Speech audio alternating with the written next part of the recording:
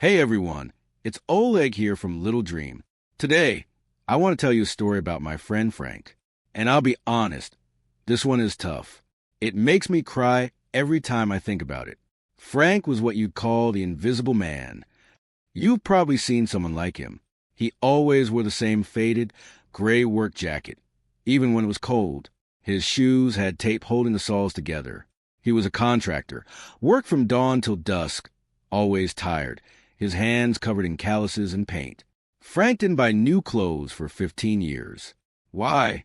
Because every single penny he earned went to his family. His two daughters had new school uniforms. His wife had a new coat, and the table always had food. He was drowning in debt. But to the outside world, he was just a quiet, hard-working guy. He was invisible.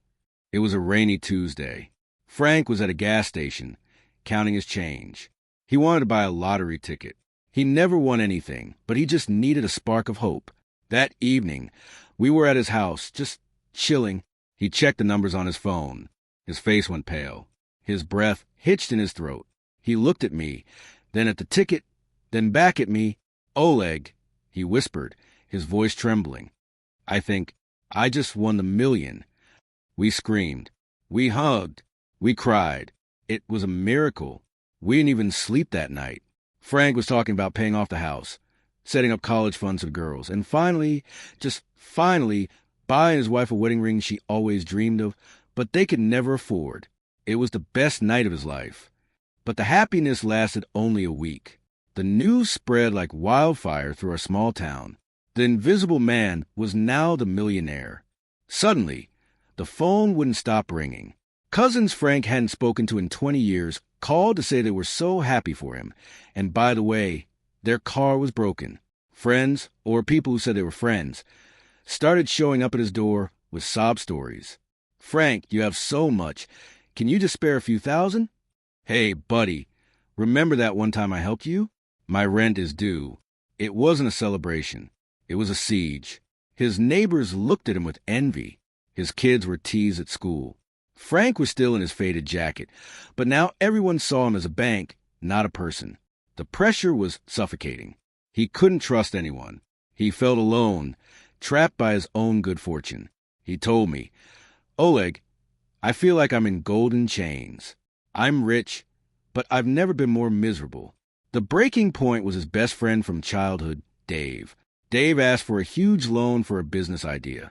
Frank, trying to be responsible, said he needed to talk to a financial advisor first. Dave lost it. He yelled, "You've changed, man. Money turned you cold. You don't care about your friends anymore."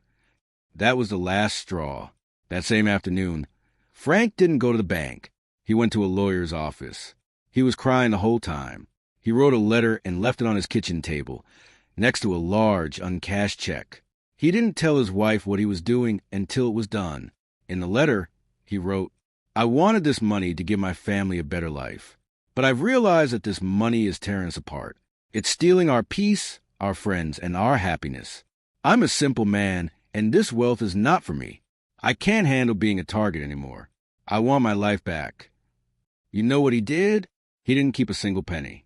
He donated the entire amount, $1 million, to the children's hospital where his youngest daughter had surgery years ago. He set it up anonymously, so no one would know. Frank went back to work the next day. He's still wearing that gray jacket. His debt is still there, but so is his peace. People in town still talk about him, calling him a fool or saint. But to me, he's just Frank, a man who sacrificed his dream to save his soul. What would you do? Let me know in the comments. Don't forget to subscribe to LittleDream for more. This is Oleg signing off. Dream on.